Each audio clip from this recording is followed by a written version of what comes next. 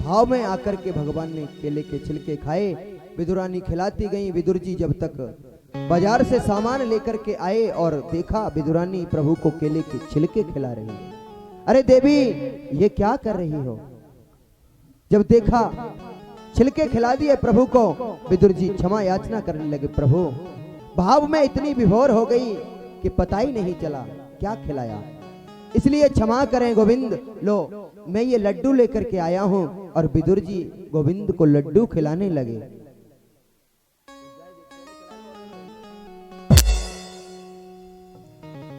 विदुर जी ने जब लड्डू दिया, गोविंद को लड्डू खिलाया और खाया गोविंद ने लड्डू, तो कहने लगे काका जी क्षमा करिएगा, इस लड्डू में वो स्वाद नहीं जो अभी केले के छिलके में आ रहा,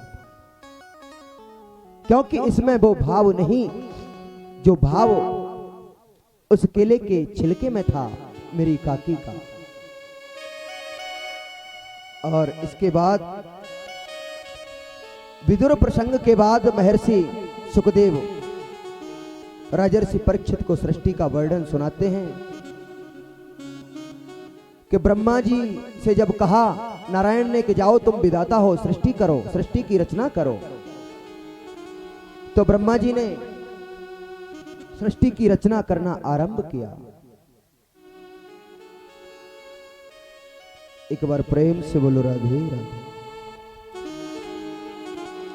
ब्रह्मा जी ने सृष्टि की रचना की तो 4 ऋषियों को उत्पन्न किया। सनक आदि, सनत कुमार, सनक, सनंदन, सनातन, सनत कुमार, चारों भाइयों, और उनसे कहा कि जाओ सृष्टि का विस्तार करो। नहीं नहीं, हम तो भजन करेंगे। 10 ऋषियों की और उत्पत्ति की ब्रह्मा जी ने और उनसे कहा कि जाओ सृष्टि की रचना करो। नहीं, उन्होंने भी नहीं, वो भी भजन करने लग गए। फिर ब्रह्मा जी ने अपने मन से एक स्त्री और पुरुष, हो स्वयंभू मनु अरुषत रूपा, इनसे भई नर सृष्टि अनूपा। सिया राम सिया राम जय राम, सिया राम जय राम। हो स्वयंभू मनु अरुषत रूपा, इनसे भई नर सृष्टि अनूपा। राम सिया राम जय जय राम, सिया राम जय जय राम। ब्रह्मा जी ने अपने मन से एक स्त्री और पुरुष का जोड़ा उत्पन्न किया। स्वयंभू मनु, महाराज मनु और उनकी पत्नी शतरूपा, और उनसे कहा कि जाओ सृष्टि का विस्तार करो। तो मनु महाराज के 2 पुत्र हुए और 3 पुत्रियां। 2 पुत्र प्रियव्रत और उत्तानपाद और 3 पुत्रियां माता आकुति, देहूति और प्रसूति। तीनों कन्याओं का विवाह हुआ। माता आकुति का विवाह रुचि प्रजापति के साथ हुआ और देवहूति का विवाह करदम जी के साथ हुआ, और जो तीसरी है माता प्रसूति, इनका विवाह दक्ष प्रजापति के साथ। और दक्ष प्रजापति के यहां 16 कन्याएं उत्पन्न हुई। 13 धर्म को ब्याई गई, एक अग्नि को दी गई, एक पितरों को दी गई, और एक जो सबसे छोटी वो है माता सती, वो भगवान शंकर को ब्याही गई। भगवान शंकर से उनका विवाह हुआ। आप सभी जानते हैं सती चरित्र के बारे में, क्योंकि सब रामायण पढ़ने वाले हैं तो ज्यादा कुछ कहने की आवश्यकता नहीं, और समय भी सब लोग कहते हैं 4 बजे कथा का विराम होना चाहिए महाराज, 12 बजे शुरू हो जानी चाहिए, तो इसलिए 4 नहीं तो 4:30 कर ही देंगे, चिंता करने की कोई आवश्यकता नहीं। एक बार प्रेम से बोलो राधे राधे। अब तो महाराज एक बार की बात,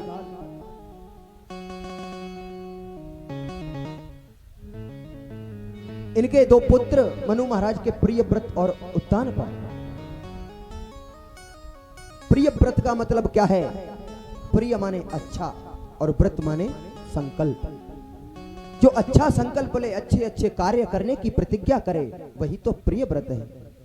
और उत्तानपाद, पाद कहते हैं पैर को, और उत्तान यानी कि ऊंचा, जिसका अपने ही प्रभाव के कारण समाज में पैर ऊंचा हो, स्थान ऊंचा हो, उसी का नाम उत्तानपाद है। अब उत्तानपाद के यहां उत्तानपाद का विवाह हुआ।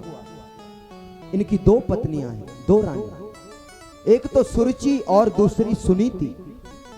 सुरुचि का मतलब सु माने अपनी और रुचि माने चॉइस, इच्छा।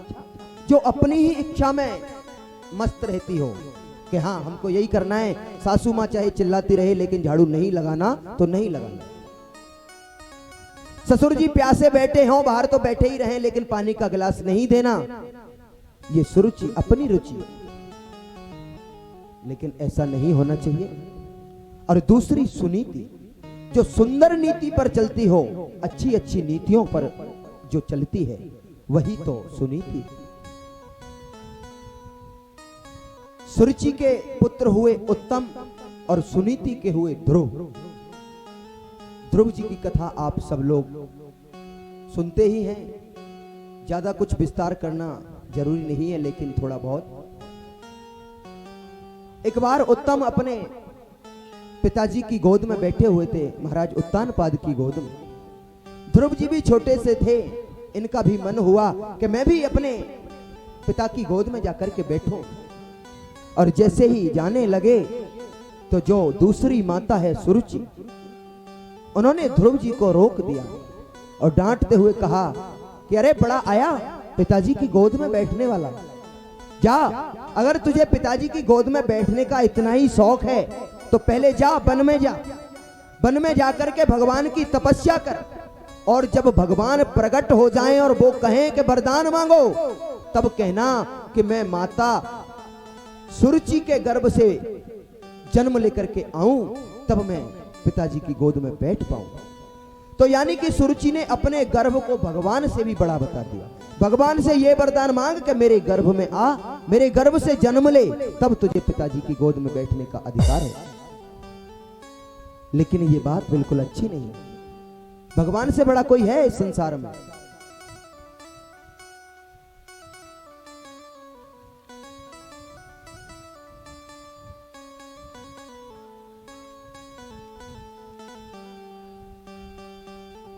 एक बार प्रेम से बोलो राधे। अब तो ध्रुव जी को बड़ा बुरा लगा, जाकर के माता को बताया, भला बुरा कहने लगे। रोए रोए कहे ध्रुव महाराज मैया में मौसी ने मारा, मौसी ने मुझे ऐसा ऐसा कहा है, मुझे बड़े अपशब्द बोले हैं।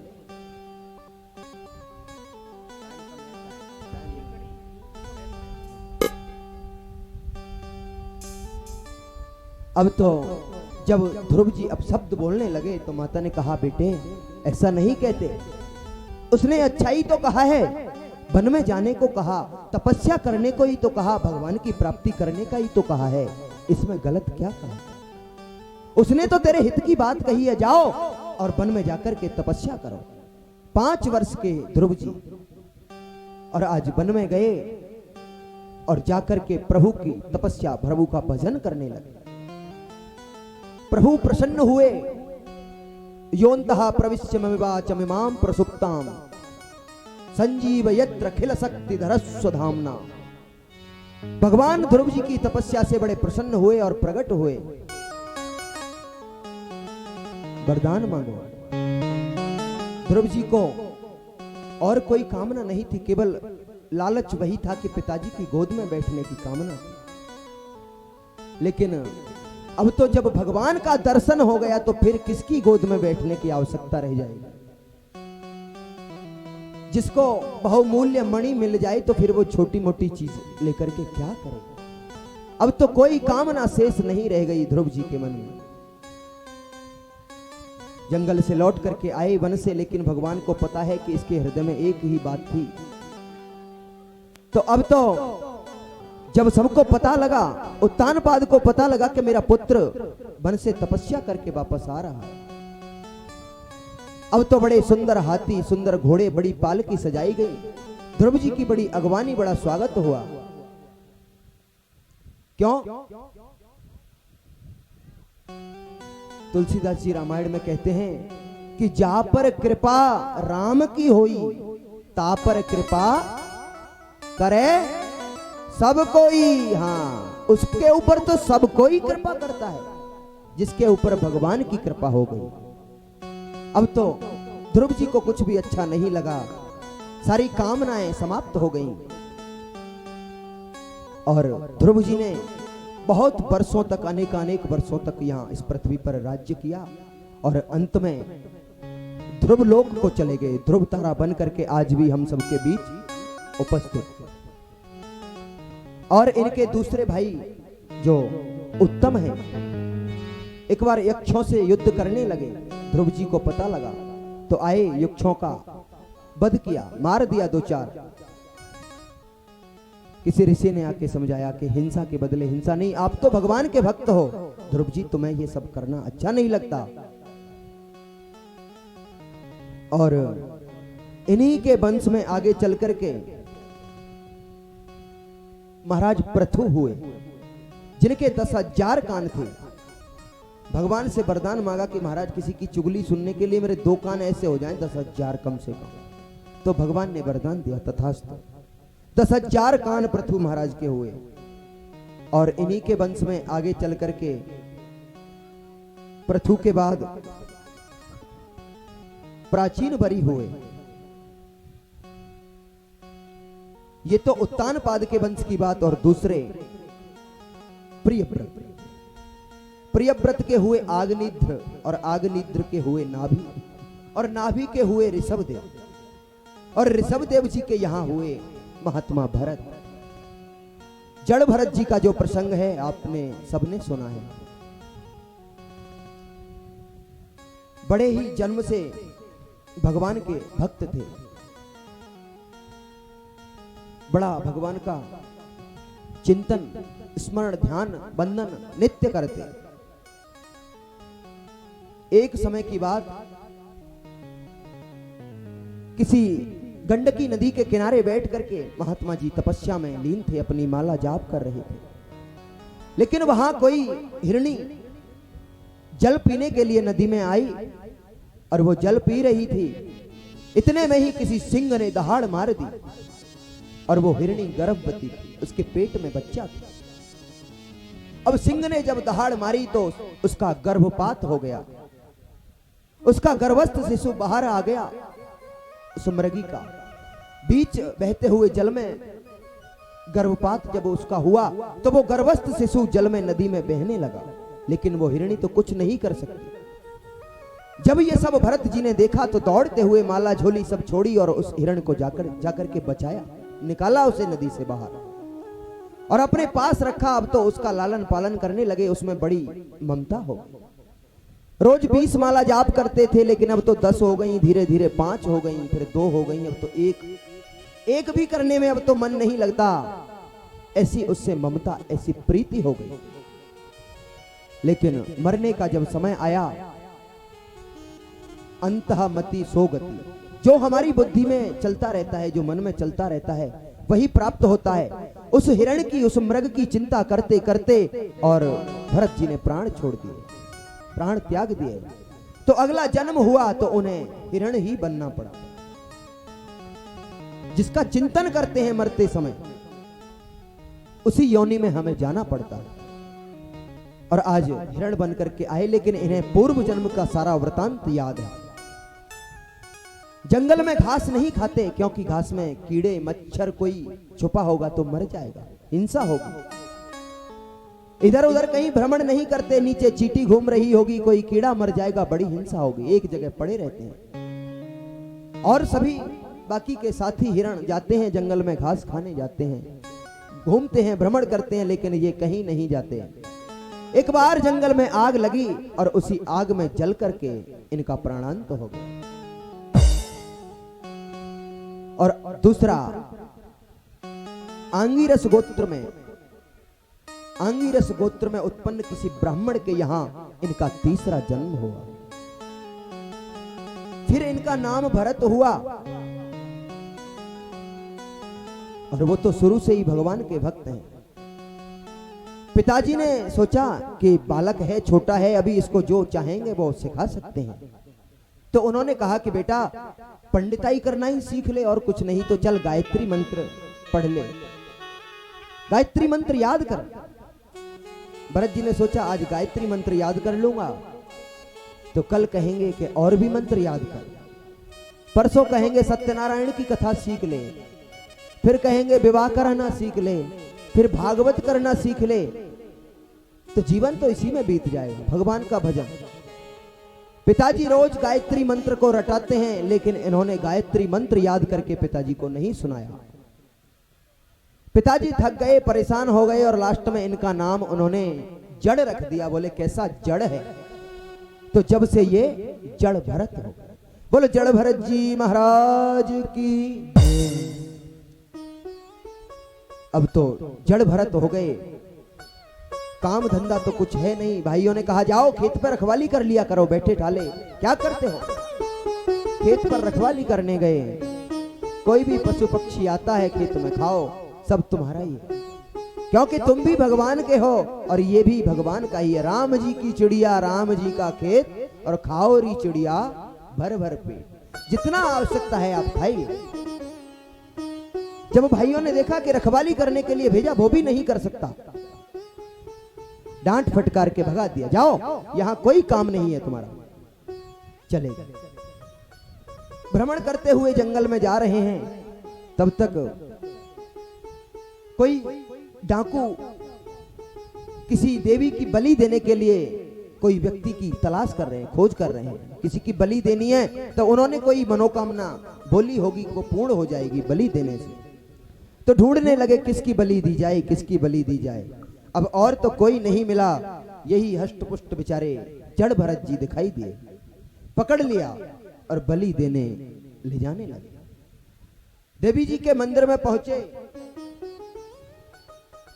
और जैसे ही बलि देने को तैयार हुए तो देवी मां प्रकट हो गई, क्योंकि ये बड़े भक्त हैं।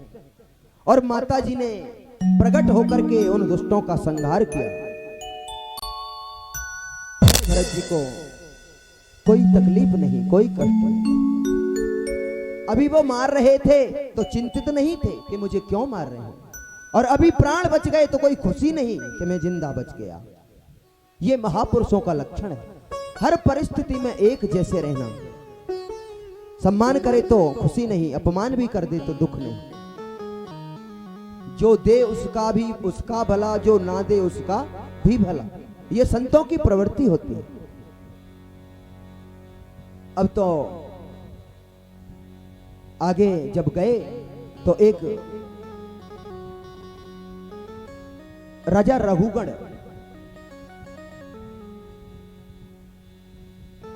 राजा रघुगण की पालकी 4 कहार उठाए कंधे पर रखे ला रहे हैं। ये जो राजा रघुगण हैं ये भगवान कपिल का सत्संग सुनते हैं, बड़े सत्संगी हैं, राजा हैं। तो एक कहार कोई परेशान हो गया, थक गया, पालकी नहीं उठाई जा रही, तो कहने लगा महाराज परेशान हो गया, दूसरा कहार कहां से लाएं? तो कहा कि सारी पृथ्वी तो अपनी ही है, किसी को भी पकड़ लो। जड़ भरत जी दिखाई दिए और पकड़ लिया, लगा दिया पालकी में, चलो। कंधे पे पालकी रखी, चलने लगे। लेकिन जैसे ही कोई चींटी, कीड़ी, चीटा कोई भी नीचे आता है, उछल जाते हैं। और जब पालकी उठाने वाला उछलेगा तो पालकी में बैठने वाले की हालत क्या होगा। अब राजा रघुगण का सर बार बार ऊपर टकराता है, कहता है कौन है ये, ढंग से पालकी चलानी नहीं आती। अरे महाराज ये अभी कोई नया पकड़ लिया है, एक कहार बीमार हो जाने के कारण, इसलिए अभी इसे आता नहीं चलाना।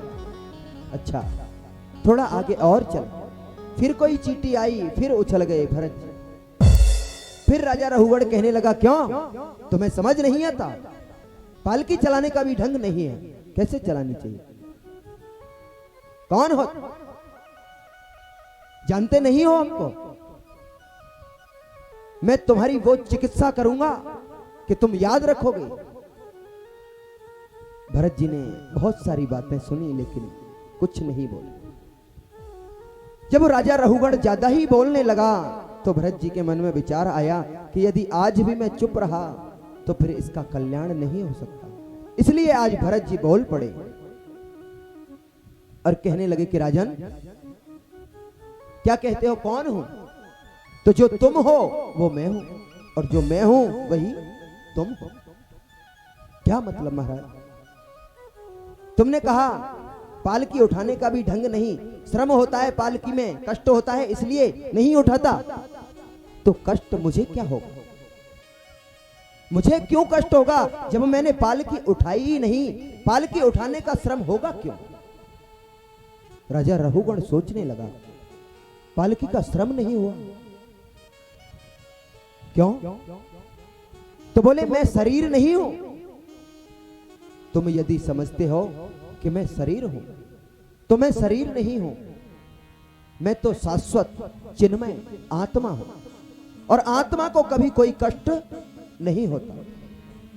लेकिन राजा रहुगण भी बड़ा विद्वान पढ़ा लिखा है, तो कहने लगा कि महाराज एक बात बताइए, आप कहते हो आत्मा को कष्ट नहीं होता, क्यों नहीं होता आत्मा को कष्ट? आत्मा का संबंध भी तो शरीर से है ना, और जब शरीर को कष्ट होगा तो आत्मा को कष्ट होगा ही होगा। राजा रहुगण ने बड़ा सुंदर उदाहरण देकर के बताया जड़ भरत जी को कि कोई पात्र लो, नीचे अग्नि जलाओ और अग्नि के ऊपर उस पात्र को रखो, उस पात्र में जल भर दो और जल के अंदर चावल डाल दो। अग्नि जलेगी, पात्र गर्म होगा, जल गर्म होगा और चावल भी पक जाएगा। उसके अंदर तक अग्नि पहुंच जाएगी। तो अग्नि का संबंध क्या चावल से है? नहीं, पतीले से, बर्तन से है। फिर बर्तन का संबंध पानी से है और पानी का संबंध उस चावल से है। तो चावल पक करके तैयार हो गया। ऐसे ही महाराज शरीर का संबंध मन से है, बुद्धि से है, बुद्धि का संबंध मन से है और मन का संबंध आत्मा से है। तो क्या फिर शरीर को कष्ट हुआ तो आत्मा को कष्ट नहीं होगा? लेकिन भरत जी बोले लगे, रहुगण हो तो तुम मूर्ख के मूर्ख हो। आत्मा ना जजामिना मरिष्यसि, आत्मा का ना कभी जन्म होता है। नैनम छिंदंति शस्त्राणी नैनम दहति पावका, आत्मा ना कभी मरती है, ना आत्मा का कोई परिवर्तन नहीं हो सकता आत्मा में। आत्मा तो अमर है, शाश्वत है, चिन्मय है, अविनाशी है। राजा रहुगण की समझ में बड़ा दिव्य उपदेश आया और हाथ जोड़ करके भरत जी से क्षमा याचना करने लगा कि महाराज मुझसे बड़ा अपराध हुआ, मुझे ऐसा नहीं करना चाहिए। लेकिन गोस्वामी तुलसीदास जी बता रहे हैं कि एक मृगा के कारण भरत धरी दो देह, और तुलसी उनकी कौन गति? किनकी? बोले जिनके नाना नेह। एक मृगा के कारण, एक मृग के कारण भरत धरी दो देह, भरत जी को दो बार जन्म लेना पड़ा। लेकिन तुलसी उनकी कौन गति? जिनके नाना नेह, जो जाने कितनों से नेह लगाए बैठे हैं, तो उनकी परिस्थिति क्या होगी? एक बार विचार करो। इसलिए प्रेम करो तो केवल परमात्मा से। एक बार प्रेम से बोलो राधे राधे। और इसके बाद महात्मा सुखदेव ने राजर्षि परीक्षित को नरकों का वर्णन सुनाया कि परीक्षित 28 प्रकार के नरक होते हैं। जो व्यक्ति जैसा कर्म करता है उसके अनुसार उसे उसी प्रकार का नरक भी भोगना पड़ता है। परीक्षित को नरकों के बारे में बताया। परीक्षित कहने लगे, महाराज ये सब नहीं, कोई अच्छी चीज, इन नरकों से बचने का उपाय क्या है? तामिश्र, अंध तामिश्र, कुंभीपात, रौरव, महारौरव, इस प्रकार से 28 नरक बताए। परीक्षित भयभीत हो गए, बोले नहीं नहीं महाराज, इन नरकों से बचने का उपाय बताइए। बोले नरकों से बचने का उपाय केवल एक ही है। तो बोले क्या?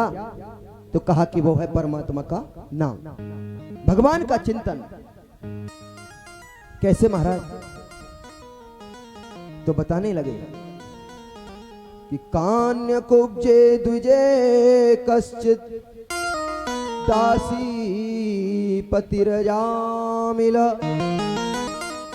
महात्मा सुखदेव कहते हैं परीक्षित, कान्य कुब्ज गोत्र में उत्पन्न एक अजामिल नाम का ब्राह्मण है, और वो ब्राह्मण बड़ा कर्मकांडी, बड़ा वेद पाठी है। एक दिन समिधा लेने के लिए वन में गया, और उस वन में जाकर के एक स्त्री दिखाई दी, एक वेश्या, जिसका स्वरूप बड़ा सुंदर है, और वो उस पर मोहित हो गया और उसे अपने साथ ले आया। साथ लेकर के जब घर पर आया तो उस वेश्या ने पूछा, घर पर पहली पत्नी है, बच्चे हैं, ये कौन है? ये मेरी पत्नी है, ये मेरे बच्चे हैं, अगर इनके साथ रहोगे तो मैं तुम्हारे साथ नहीं रह सकती। अब वो उस वेश्या की चमड़ी पर इतना मोहित हो गया कि अपनी पत्नी का भी उसने त्याग कर दिया और वेश्या के साथ में रहने लगा। भजन करता है, माला करता है, पूछती है ये क्या है, क्या नाटक करते हो? ये सब नहीं चलेगा हमारे साथ। वेश्या को भगवान का भजन क्यों अच्छा लगा? अब तो महाराज उसका भजन करना, पाठ पूजन करना सब छूट गया। कहां तो इतना बड़ा विद्वान पंडित था, और अब तो डाकू अजामिल के नाम से लोग जानने लगे, चोरी करने लगा, डकैती डालने लगा, और इतना बड़ा विख्यात डाकू बन गया कि किसी का बालक भी अगर घर में रोए तो मां कह देती कि बेटा चुप हो जा, नहीं तो डाकू अजामिल आ जाएगा। बालक चुप हो जाता। इतना डर अजामिल का, यानी कि इतना कुख्यात डाकू बन गया। लेकिन कोई बात नहीं। एक बार अयोध्या से कुछ संत वृंदावन की यात्रा करने के लिए जा रहे थे। बीच में ही पंडित जी का घर पड़ता है अजामिल का। अजामिल का घर जब देखा, रात्रि हो गई है, किसी नगर में पूछा कि भैया किसी भक्त का घर है यहाँ जो हम रात्रि प्रवास कर सकें? तो किसी हंसी मजाक करने वाले व्यक्ति ने कह दिया कि हाँ हाँ महाराज है। बोले अजामिल भगत जी का घर है, वहां चले जाओ, बड़े अच्छे भक्त हैं वो तो। संतों से हास परिहास कर दिया, लेकिन संत तो बेचारे भोले भाले चले गए, उनको क्या पता कि कैसा भक्त है। और जब गए, जाकर के आवाज लगाई, भक्त अजामिल। अजामिल तो था नहीं, वो तो डकैती डालने, चोरी करने गया था। लेकिन उसकी जो पत्नी है वेश्या निकल करके आई। हाँ महाराज बताएं कौन है आप लोग, कहां से आए? हम लोग अयोध्या से आए हैं, वृंदावन जा रहे हैं, रात्रि का समय हो गया है, इसलिए हमने सोचा आज यहीं प्रवास कर लेते हैं, यहीं रुक जाते हैं। और आप तो वो वैश्या कहने लगी कि महाराज रुकने में तो कोई आपत्ति नहीं, लेकिन आप मेरे घर का तो भोजन भी नहीं कर सकते क्योंकि मैं वैश्या हूं, मैं आपको भोजन बना के नहीं दे सकती। संत लोग कहने लगे कि कोई बात नहीं देवी, सूखा राशन दे देना, आटा दे देना, दाल दे देना, हम अपने आप बना लेंगे। ठीक है। सब कुछ व्यवस्था करने के बाद संतों ने भोजन बनाया, और जैसे ही प्रसाद पाना शुरू किया तो जो उन संतों के मेन लीडर थे, प्रमुख जो थे, उनके नेत्रों से आंसू बहने लगे। तो एक शिष्य पूछने लगा, गुरुजी क्या हुआ? आंखों से आंसू। बोले हाँ, हमने इस अजामिल का अन्न खाया है तो इसका उद्धार करना चाहिए। तो कहा क्या करना चाहिए? तो संत कहने लगे कि बस एक ही मार्ग है। अजामिल आया, अजामिल ने संतों को देखा बाहर। संत, अरे किसने रोका तुमको यहां, किसकी अनुमति से ठहरे हो? संत तो बेचारे घबरा गए, लेकिन तब तक देवी जी आई। हाँ क्या बात है? हमने रोका। हाँ हाँ ठीक ठीक। श्रीमती जी के आते ही कोई बात नहीं, सब ठीक। अब तो संतों ने कहा कि अजामिल, हमने तुम्हारा अन्न खाया है, तुम्हारा भोजन किया है, तो भोजन के बाद ब्राह्मणों को, संतों को दक्षिणा देनी पड़ती है, ऐसा विधान है, जानते हैं आप लोग? देते हैं कि नहीं? ब्राह्मणों को, संतों को जब भोजन कराते हैं दक्षिणा 2, 5, 10 जो भी होता है। तो संतों ने कहा कि अजामिल दक्षिणा हमें तुमसे चाहिए। तो अजामिल कहने लगा महाराज भला मनाओ कि मैंने तुम्हारे ये कमंडल लोटा सब नहीं छीने, छोड़ दिए। भूतों से पूत मांगते हो आप, हमसे दक्षिणा की आकांक्षा रखते हो। संत कहने लगे अजामिल हमको कुछ धन दौलत रुपया पैसे की आवश्यकता नहीं, फिर मैं कुछ भी नहीं दे सकता। देवी जी आ गई, क्यों नहीं दे सकते? हाँ दे सकता हूं, क्या चाहिए? कितने पुत्र हैं आपके? बोले 9 पुत्र हैं, 10वां होने वाला है। तो जो 10वां होने वाला है उस बालक का नाम तुम नारायण रख लेना, बस यही हमारी दक्षिणा है। अब तो इसमें क्या लगता है, पत्नी के भी समझ आ गया, अजामिल को भी समझ आया। बोले ठीक है। और कालांतर में 10वां पुत्र हुआ और 10वें पुत्र का नाम नारायण। अब तो खाते पीते उठते बैठते हर समय नारायण को बुलाता है, बेटा नारायण, बेटा नारायण। लेकिन अभी आपको बताया था भाय को भाय अनक आलसहु, नाम जपत मंगल दिस्त सहु। चाहे कैसे भी भगवान का नाम लो। अब तो महाराज नारायण को पुकारने लगा। अब यमराज के दूत लेने को आए। अंत समय जब आया तो यम के दूत ले जाने लगे, बड़ी बड़ी यातना देने लगे। बेटा नारायण बचाओ, बेटा नारायण बचाओ, कहां हो नारायण, आओ मेरी रक्षा करो। बेटा कहीं खेल रहा था पास में, बेटा तो नहीं आया, लेकिन भगवान ने उसकी पुकार सुन ली। नारायण ने उसकी पुकार को सुना और अपने दिव्य पार्षदों को भेजा कि जाओ मेरे भक्त की रक्षा करो। कैसा भक्त? वेश्या को साथ में रखता है, दिन भर चोरी डकैती करता है, कैसा भक्त? लेकिन फिर भी भगवान के यहां इन सब चीजों का कोई मूल्य नहीं। वो तो केवल एक कोई भी गुण ऐसा हो जिसी से प्रसन्न हो जाए। अब देखा तो यमराज के दूत ले जाने लगे, तब तक नारायण के दिव्य पार्षद आए और कहा कौन हो तुम? हम यम के दूत हैं। क्यों आए हो? इसको ले जाने? नहीं, इसको तुम नहीं ले जा सकते। क्यों? क्योंकि ये तो हमारे स्वामी का गुणगान करता है, भजन कीर्तन करता है। नहीं, इसके बेटे का नाम नारायण है, ये तो अपने बेटे को पुकारता है, भगवान का भजन कीर्तन नहीं करता। तो प्रभु के पार्षद कहने लगे कि अच्छा एक बात बताओ, इसके बेटे का नाम कब से है नारायण? बोले अभी हुआ था महाराज, 1-2 साल पहले, तब नाम रख लिया। और बोले हमारे स्वामी का नाम कब से है? बोले ये तो अनादिकाल से है महाराज, जब कुछ भी नहीं था तब भी था। तो बोले फिर अब कोई अपने बच्चों का नाम रोज रख ले तो इससे हम पर कोई फर्क नहीं पड़ता। मुख्य रूप से तो हमारे स्वामी का नाम है नारायण, और इसने हमारे स्वामी का नाम पुकारा है, इसलिए तुम इसे नहीं ले जा सकते। यम के दूतों को डांट फटकार कर मार पीट करके वापस भेज दिया। अजामिल ये सब देख रहा है कि दोनों आपस में लड़ाई झगड़ा कर रहे हैं। अजामिल के मन में एक बात आ रही है कि मैंने तो वाकई में अपने पुत्र का ही नाम लिया था। जब पुत्र का नाम लेने से ये भगवान के पार्षद आ सकते हैं, और यदि कदाचित मैंने कहीं सच में ही भगवान का नाम लिया होता तो फिर तो बात ही क्या थी। अब यम के दूत बेचारे बेइज्जत होकर के लौट गए और जाकर के यमराज से कहने लगे। यमराज ने पूछा क्या हुआ? अरे महाराज आज के बाद हम नहीं जाएंगे किसी को लेने के लिए। क्यों? अरे हमें बेइज्जती करके हम वहां से वापस भगा दिया हमको। क्यों? किसने वापस भगा दिया? अरे वो बोले नारायण। नारायण नाम जैसे ही लेने को हुए तो यमराज ने कहा चुप, एकदम शांत हो जाओ, और ये नाम तुम जो लेने जा रहे हो ये नाम यहां दोबारा मत लेना। क्यों? अगर ये नाम जो नरक में पड़े हुए कैदी हैं, अगर इन्होंने किसी ने भी सुन लिया, किसी के भी कान में पड़ गया तो हमारा तो व्यापार चौपट हो जाएगा, फिर कोई नहीं रहेगा यहां, सब वैकुंठ में चले जाएंगे। इस नाम का प्रभाव इतना है। तो बोले महाराज अगर ऐसा ही कराना है तो फिर हमें मत भेजा करो कहीं। अरे हम कल किसी और को लेने जाएंगे, वहां फिर वो आ जाएंगे, फिर कह देंगे ये इसने भी हमारे स्वामी का नाम लिया। या तो फिर ये फैसला कर दो कि किसको लाएं और किसको नहीं लाएं। तो यमराज कहने लगे कि अच्छा ठीक है, नोट कर लो आज के बाद किसको लाना है और किसको नहीं लाना। तो बताने लगे कि जीवान भक्ति भगवत गुण नाम ध्येयम्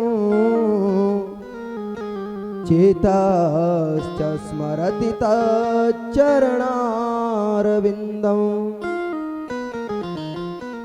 कृष्णाय नो नमति यच्चिरये कदापि तानाय नध्वमसतो कृतविष्णुकृत्याम्। यमराज बता रहे हैं जिह्वान भक्ति भगवत गुण नाम ध्येयम, जिनकी वाणी कभी भी भगवान का नाम नहीं लेती उन्हें लाओ, और जिनका चित्त कभी भी प्रभु के चरणों में नहीं लगता उन्हें लेकर के आओ।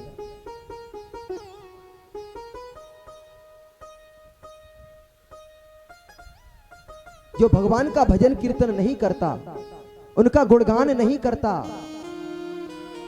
उसे पकड़ करके लाओ, और जिसने कदाचित धोखे से भी परमात्मा का नाम ले लिया हो उसे यहां लेकर मत आना। तो इतनी महिमा बताई भगवान के नाम की। तो आइए 2 मिनट हम भी भगवान नाम का सहारा लेते हैं। श्री राधे। तेरे हवाले मेरी गाड़ी हो, तेरे हवाले मेरी गाड़ी, तू जाने तेरा काम जाने हो। तेरे हवाले मेरी गाड़ी, तू जाने तेरा काम जाने, तू जाने तेरा काम जाने, तू जाने तेरा काम जाने, तू जाने तेरा काम जाने, तू जाने तेरा काम जाने। तेरे हवाले मेरी गाड़ी, जाने तेरा काम जाने हो। तेरे हवाले मेरी गाड़ी, तू जाने तेरा काम जाने।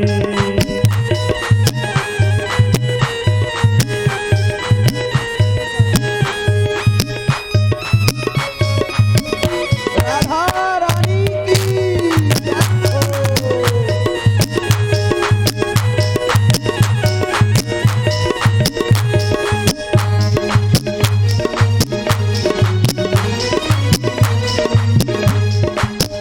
एक भरोसा जी कही आशा, एक भरोसा एक ही आशा, एक भरोसा जी कही आशा, एक भरोसा एक ही आशा।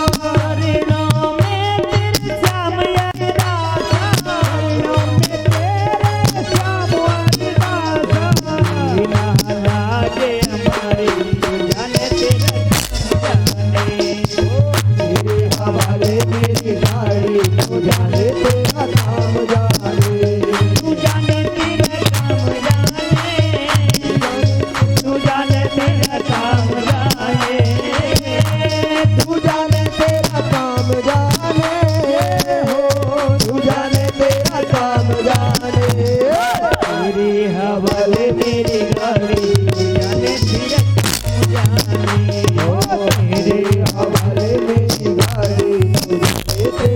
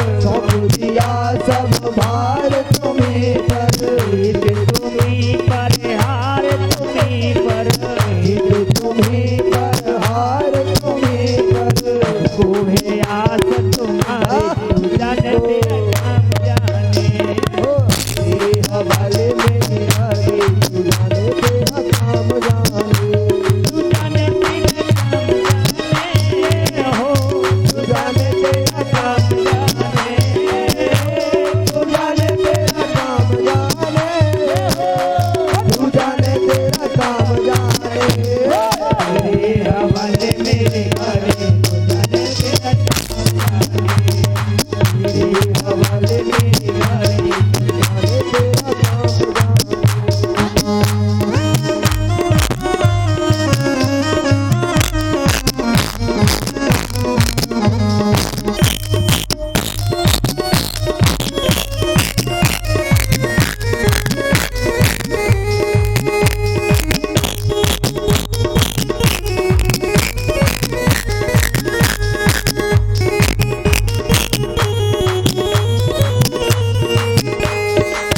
जब से तेरी शरण में आया, जब से तेरी शरण में आया, जब से तेरी शरण में आया, जब से तेरी शरण में आया, एक अनोखा आनंद पाया, एक अनोखा आनंद पाया, मिट गई चिंता सारी तू जाने तेरा काम जाने, तेरे हवाले मेरे गाड़ी तू जाने तेरा काम जाने, तू जाने तेरा काम जाने हो, तू जाने तेरा काम जाने हो, तू जाने तेरा काम जाने, तू जाने तेरा काम जाने।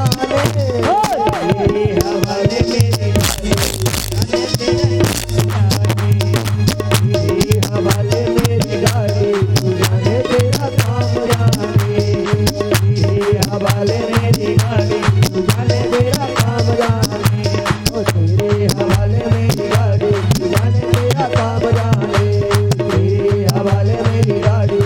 तू जाने तेरा काम जाने। बोलिए भक्तवत्सल भगवान की, जय वृंदावन बिहारी लाल की। जय हो। कोई बड़े धनवान धनी सेठ जी थे, उनके गुरुजी थे, तो गुरुजी रहते थे हिमालय में। अब हिमालय में तो साफ सबको पता है कि बर्फ वहां तो गिरती है, बड़ा ठंडा मौसम, और गुरुजी 12 महीने हिमालय में ही वास करते। अब तो सेठ जी के यहाँ कोई फंक्शन था, सेठ जी ने गुरुजी को याद किया, निमंत्रण भेजा, गुरुजी आपको पधारना, अवश्य पधारे। अरे चेला क्यों परेशान करेगा, इतनी सारी समस्या यहाँ से वहां। नहीं नहीं गुरुजी आप चिंता नहीं करें, बिल्कुल हिमालय जैसी मैं व्यवस्था आपकी बना दूंगा, लेकिन आप आने का कष्ट करें। गुरुजी ने कहा ठीक है, जब ऐसी बात है तो आ जाएंगे। समय आया तो गुरुजी आए। अब तो सेठ जी ने गुरुजी के आने की बड़ी विशेष तैयारी की, कमरे को बढ़िया धुलाया, साफ कराया और कहा गुरुजी आने वाले हैं, जल भर दो कमरे में, पानी भर दो, बर्फ की सिल्लियां रख दो। तमाम बर्फ की सिल्ली लाए, जल भर दिया, बर्फ रख दी, कूलर पंखे, और इतना ठंडा माहौल बना दिया कि मानो जैसे हिमालय ही है। अब तो गुरुजी आए और गुरुजी देख के बड़े प्रसन्न हुए, वाह भाई वाह चेला, व्यवस्था तो वाकई में तूने जो कहा था वही की। लेकिन सेठ जी के एक मुनीम जी और थे साहब। अब मुनीम जी ये सारी व्यवस्था देख रहे हैं कि सेठ जी अपने गुरुजी का बड़ा सम्मान, बड़ा सत्कार करते हैं, लेकिन कोई बात नहीं, मैं भी भले ही मुनीम हूं, पैसा कम है तो क्या हुआ, लेकिन अगर मेरे भी गुरुजी आएंगे तो इसी प्रकार से सम्मान करूंगा। जब सेठ जी के गुरुजी आए तो धौरे जेठ का महीना, गर्मी भयंकर, चिलचिलाती धूप, इतनी सारी गर्मी,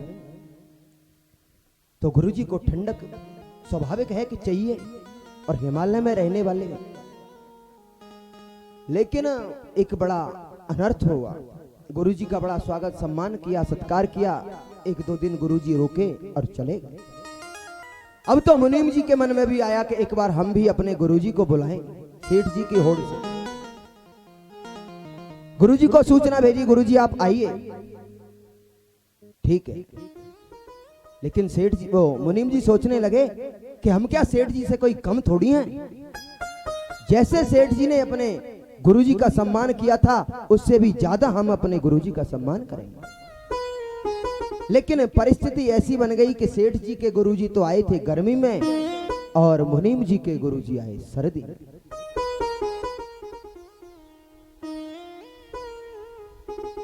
अब तो सेठ जी मुनीम जी बोले चलो कमरे को धुलो, पानी भर दो। सेठ जी ने 20 सिल्ली लाए थे, 40 सिल्ली बर्फ की लगा दो उसमें। गुरुजी ये ना कह पाए कि किसी बात का दुख हुआ, कष्ट हुआ। गुरुजी को कष्ट नहीं होना चाहिए। कूलर लगाओ, पंखे लगाओ, एसी चलाओ, एकदम ठंडा माहौल बना दो। अब गुरुजी आए तो मुनीम जी ने कहा स्वागत है गुरुजी, आइए चलिए। अरे चेला इतनी सर्दी में और ये सारी, नहीं नहीं गुरुजी हम गरीब हैं तो क्या हुआ, लेकिन सम्मान वैसा ही करेंगे जैसा सेठ जी ने किया। चलिए कमरे। अब गुरुजी कमरे में चले गए और जाकर के सो गए। तो अब गुरुजी सो गए और सोने के बाद जब जरूरत पड़ी तो आप विचार करिए गुरुजी उठ जाएंगे कि उठाना पड़ेगा? उठाना पड़ेगा। तो फिर ऐसे स्वागत का भी क्या मतलब है जिससे व्यक्ति झेल ही ना पाए। एक बार प्रेम से बोलो राधे राधे। तो ऐसा ना करें, किसी की होड़ नहीं। अगर हमारा दिल चाहे कि ये सही है उसी को ही सही माने, बाकी पड़ोसी के कहने से नहीं। क्या पता गलत कह रहा हो, कोई बात नहीं। एक बार प्रेम से बोलो राधे राधे। और इसके बाद एक बड़ी सुंदर कथा आती है कि द्वारपाल हरि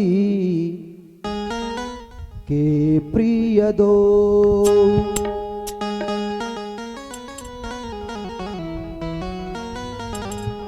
हो द्वारपाल हरि के प्रिय दो, द्वारपाल हरि के प्रिय दो, द्वारपाल हरि के प्रिय दो, द्वारपाल हरि, द्वारपाल हरि के प्रिय दो, जय और विजय जाने सबको, जय और विजय जाने सबको, श्री राम जय राम जय जय राम, श्री राम जय राम जय जय राम।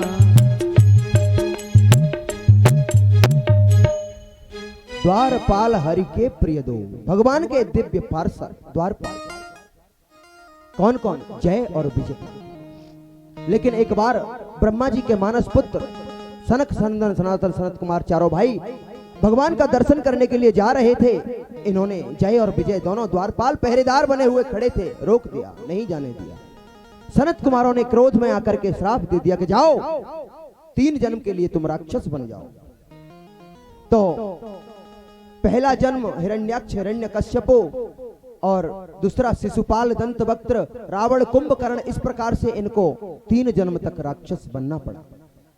तो आज वही जय और विजय 2 भाई बनकर के हिरण्यकश्यपु और हिरण्याक्ष दोनों इस पृथ्वी पर आए। एक बार माता पृथ्वी का पीछा करता हुआ हिरण्याक्ष जा रहा था। पृथ्वी रसातल में चली गई। रसातल में जाने के बाद भगवान का बराह अवतार हुआ। बराह अवतार धारण किया प्रभु ने और अपनी दृष्टाओं पर पृथ्वी को रख करके लाए। पृथ्वी को अभिमान हुआ मेरे बिना प्रभु का काम नहीं चलता, तो पृथ्वी को वृंदावन का दर्शन कराया कि देवी जब तुम नहीं थी तब भी वृंदावन था, सृष्टि में कुछ नहीं था तब भी वृंदावन था, और जब कुछ नहीं रहता है तब भी वृंदावन रहता है।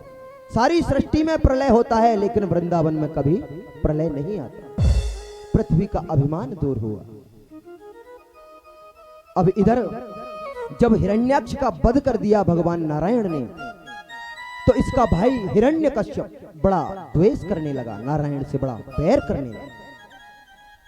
बहुत बड़ी दुश्मनी हो गई साहब नारायण से। इनके पुत्र हुए इन्हीं में से इनके एक पुत्र का नाम प्रहलाद है, और ये जो प्रहलाद हैं भगवान के बड़े भक्त हैं। शुरू से ही भगवान का भजन कीर्तन नाम स्मरण करते हैं, लेकिन वो भगवान के नाम से बैर मानता है हिरण्यकश्यप। प्रहलाद जी बड़े भक्त थे भगवान के। इनकी माता कयादु इन्हें बड़ा सत्संग सुनाती थी। जब ये मां के गर्भ में थे तब मां कथा सुना करती थी, सत्संग सुना करती थी, जिसके प्रभाव से ये भी बड़े संस्कारी हुए। अब तो थोड़े बड़े हुए, स्कूल में पढ़ने के लिए भेज दिया, विद्यालय चले गए। हिरण्यकश्यपु दानव विश्वविद्यालय राक्षसों का एक बड़ा प्रसिद्ध विद्यालय था। प्रहलाद जी को भेज दिया शिक्षा अध्ययन करने के लिए। कुछ समय के पश्चात हिरण्यकश्यप ने बुलाया प्रहलाद को और कहा कि बेटे, तुमने क्या शिक्षा प्राप्त की, गुरुकुल में क्या पढ़ा, जरा बताओ। तो प्रहलाद जी बड़ी विनम्रता से कहने लगे कि पिताजी,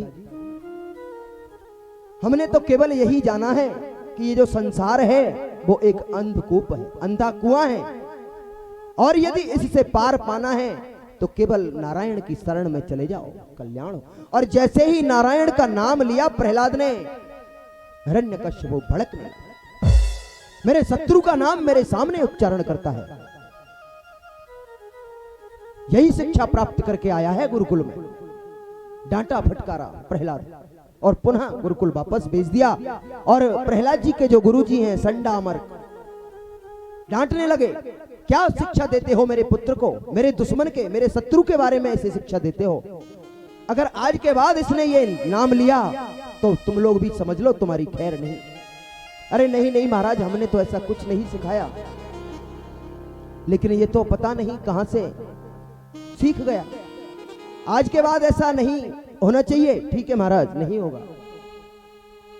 पिताजी ने भेज दिया विद्यालय, लेकिन अब इधर प्रहलाद जी भी बड़े भगवान के भक्त थे, तो वो भी कहां छोड़ने वाले हैं भगवान के नाम को। गुरुजी ने डांटा, ऐसा नहीं करना है, तुम्हारे पिताजी हमको भी डांटते हैं। इधर गुरुजी तो गए कहीं बाहर, तब तक प्रहलाद ने कहा, सभी विद्यार्थियों को, बालकों को बुलाया कि आओ एक खेल खेलेंगे। क्या खेल खेलोगे? तो बताया कि सब लोग अपना करताल, मजीरा, झांझ जो भी है सबको पकड़ा दिए, और प्रहलाद जी बोले, पहले मैं गाऊंगा और मेरे पीछे पीछे तुम गाओ। हो श्रीमन नारायण नारायण नारायण, नारायण नारायण, श्रीमन नारायण नारायण नारायण, श्रीमन नारायण नारायण नारायण, हो श्रीमन नारायण नारायण नारायण, श्रीमन नारायण नारायण नारायण, भजमन नारायण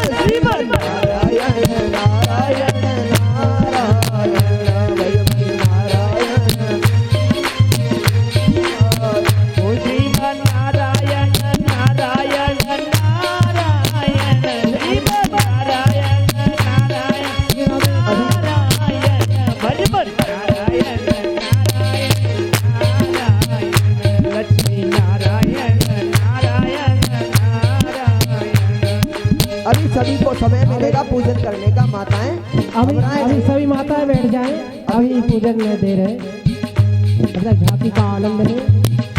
कीर्तन करिए सभी लोग। हो कीर्तन श्रीमन कीजिए। नारायण नारायण नारायण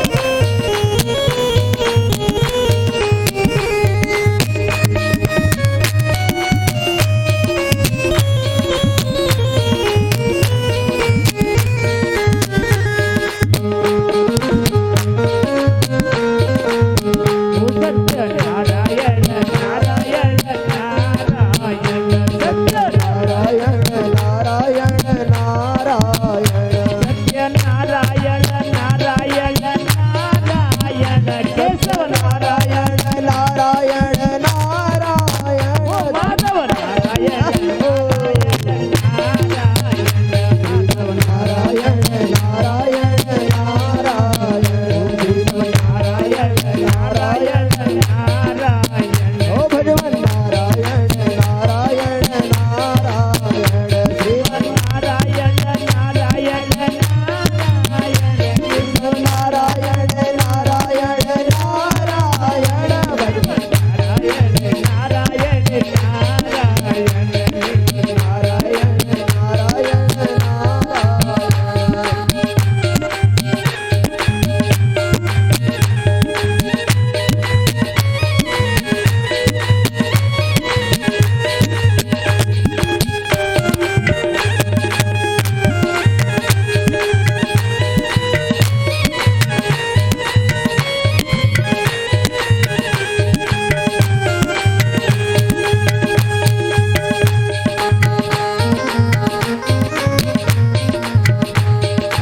नारायण नारायण नारायण नारायण नारायण माधव नारायण नारायण नारायण बोलिए भक्तवत्सल भगवान की। जय। एक बार प्रेम से बोलो राधे राधे। अब तो प्रहलाद जी कीर्तन करने लगे। जब गुरुजी के कान में आवाज गई, गुरुजी ने देखा आए, तो वो भी जैसे ही प्रहलाद से हाथ लगाया और उनमें भी बड़ा विचित्र प्रकार का करंट लग गया और वो भी उसी धुन में नाचने लगे श्रीमन नारायण। बहुत समय बीत गया कीर्तन करते करते। हिरण्यकश्यपु निकल के जा रहा था, उसके भी कान में नारायण की आवाज जब पहुंची, आया दौड़ करके। और ऐसा वर्णन आता है कि यदि वो भी हाथ लगा देता प्रहलाद को तो वो भी नाचने लग जाता उसी धुन में। लेकिन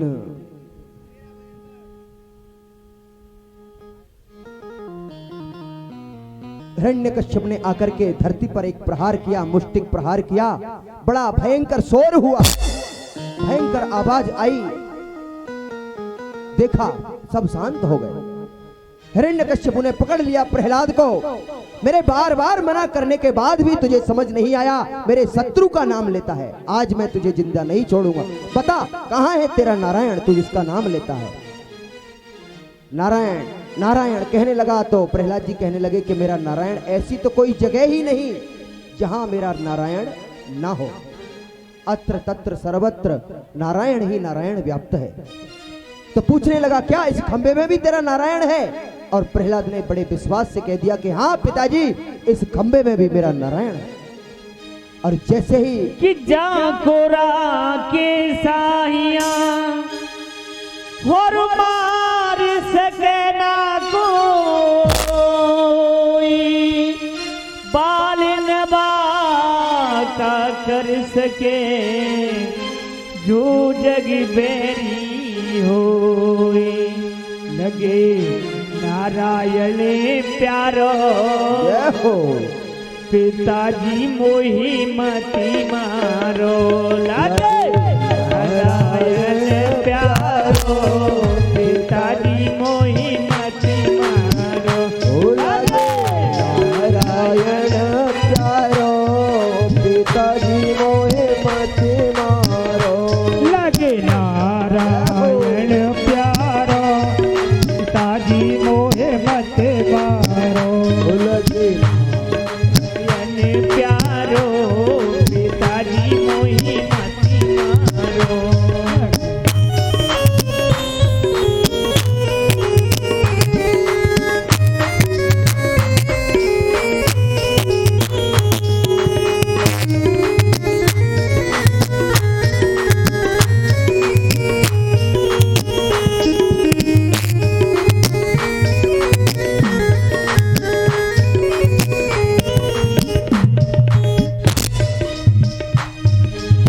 सुनो पिताजी मानव देही भजन करन को दीनी सुनो पिताजी मानव देही भजन करन को दीनी ओ सुनो पिताजी मानव देही भजन करन को दीनी ओ सुनो पिताजी मानव देही भजन करन को देने वो छोड़ी पिता गरीबी मैंने और गरीबी लीनी और छोड़ी पिता अनिरी मैंने और करे के लेने अब ज्ञान भयो सारो पिताजी मोही मती मारो लगे नारायण प्यारो पिताजी मोहे मते मारो लगे नारायण प्यारो पिताजी मोहे मते मारो मती मारो मती मारो मती मारो ओ मती मारो मती मारो मती मारो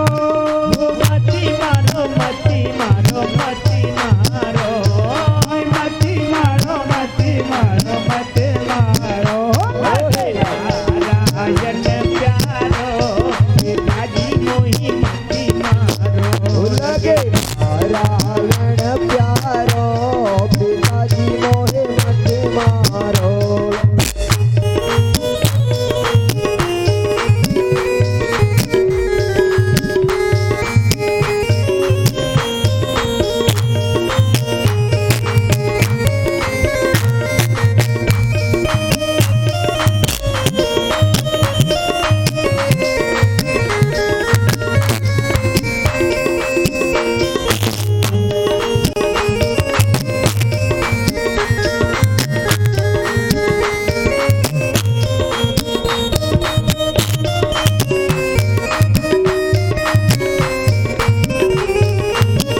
श्री राधे।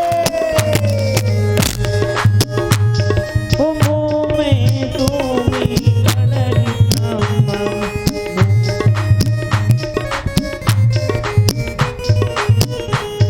ओ मोह में तुमी कलरगम में सब में राम रमो है हरि मोह तो मैं खड़े कम में सब में राम रमो है वो झूठा है संसार सभी ये अब मोह ज्ञान भयो है आ झूठा है संसार सजी अब मोह ज्ञान भयो है ओ मोह में तुमी कलरगम में सब में राम रमो है हरि मोह में तो मैं खड़े कम में सब में राम रमो है वो झूठा है संसार सभी ये अब मोह ज्ञान भयो है झूठा है संसार पिताजी अब मोह ज्ञान भयो है मेरो पासे हरोनी सारो पिताजी मोही मती मारो लगे नारायण प्यारो पिताजी मोहे मत मारो नारायण प्यारो पिताजी मोहे मत मारो ओ मती मारो मती मारो मती मारो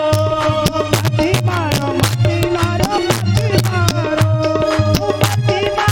मती मारो मती मारो मती मारो मती मारो मती मारो ये नारायण जय हो पिताजी मोही मती मारो लगे नारायण प्यारो पिताजी मोहे मत मारो।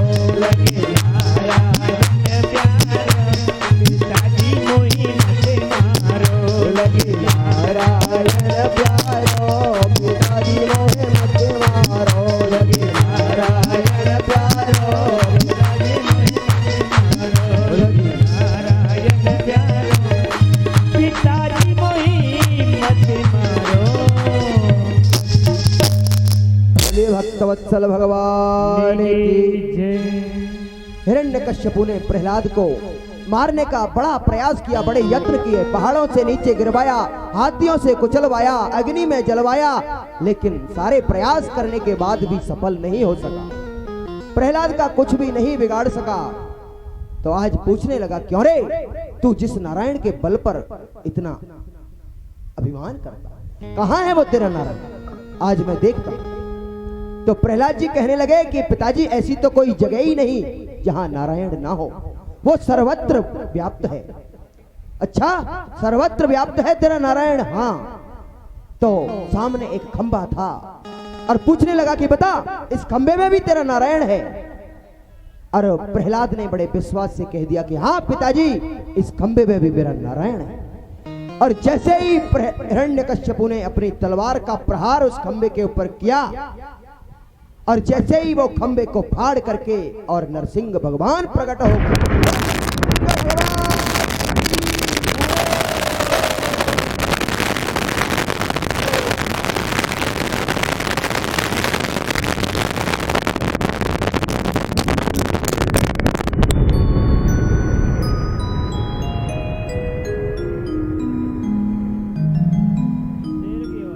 नरसिंह भगवान प्रकट हुए और उसने वरदान प्राप्त किए थे हिरण्यकश्यपु ने ब्रह्मा जी से कि ना दिन में मरूं, ना रात में मरूं, ना बाहर मरूं, ना अंदर मरूं, ना ऊपर मरूं, ना नीचे मरूं।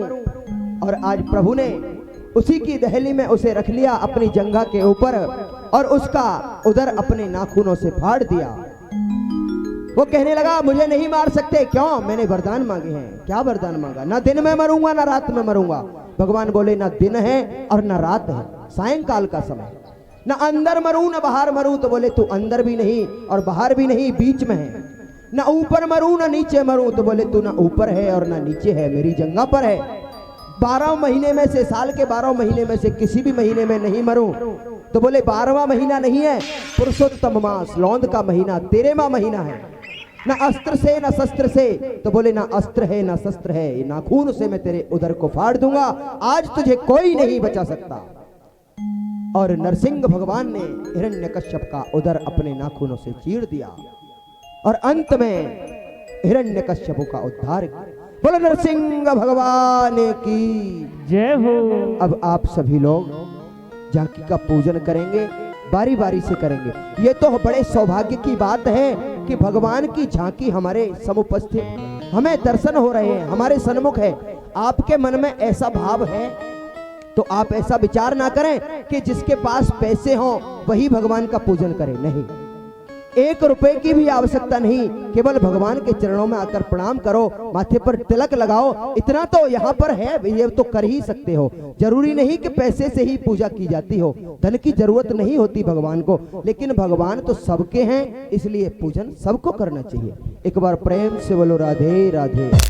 आइए, आज की कथा का यही विराम होगा। सब लोग बढ़िया पूजन पाठ करेंगे, आरती करेंगे और उससे पहले जब तक पूजन चलेगा तब तक भजनों का आनंद लेते हुए श्री राधे।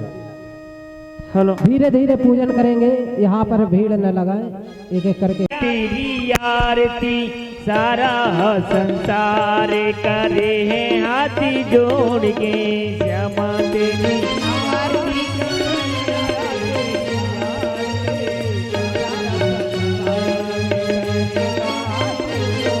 ओ श्यामा तेरी आरती कन्हैया तेरी आरती सारा संसार करे हैं हाथ जोड़ के, श्यामा आरती कन्हैया तेरी आरती संसार करेगा हाथ जोड़ के। सिर पे सोहना मुकुट विराजे,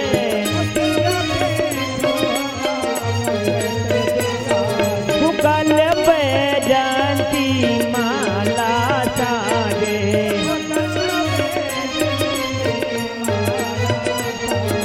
और फूलने को हारी करी करी जोड़ के, श्यामा तेरी आरती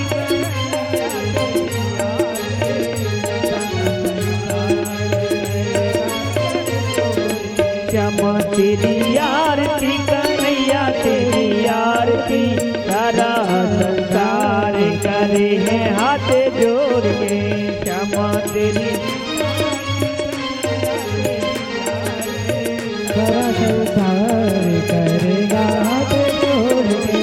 ब्रह्मादिक रोज से गावे,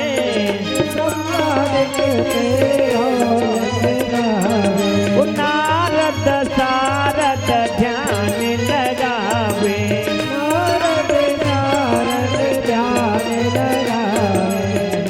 रही दे जयकार करे करी जोड़ के, श्यामा तेरी आरती कन्हैया तेरी आरती सारा संसार करे हाथ जोड़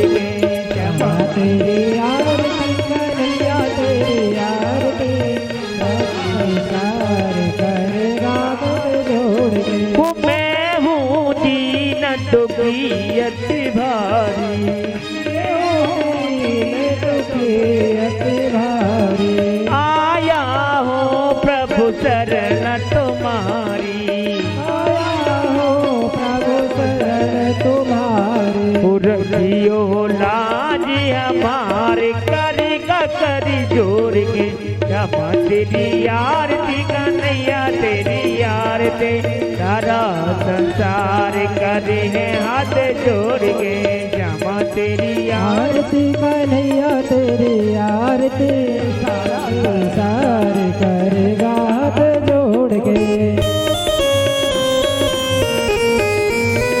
अपने चरण में भक्ति दीजो अपने चरण के भक्ति दे जाओ अपनी शरण में मोई रख लीजो अपनी शरण में हो जाए बाबा से पार करेगा करी जोर के क्षमा तेरी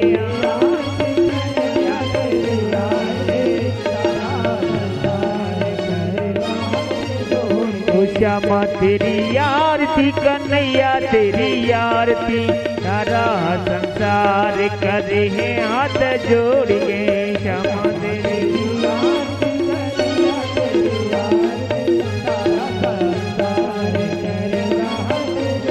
ओ प्रेम सहित जो आरती गावे ओ श्री राधा माधव पद पावे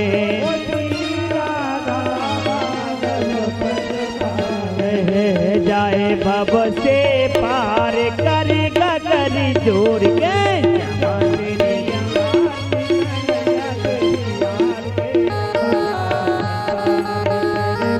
क्षमा तेरी आरती कन्हैया तेरी आरती सारा संसार करे है हाथ जोड़ के क्षमा तेरी आरती कन्हैया तेरी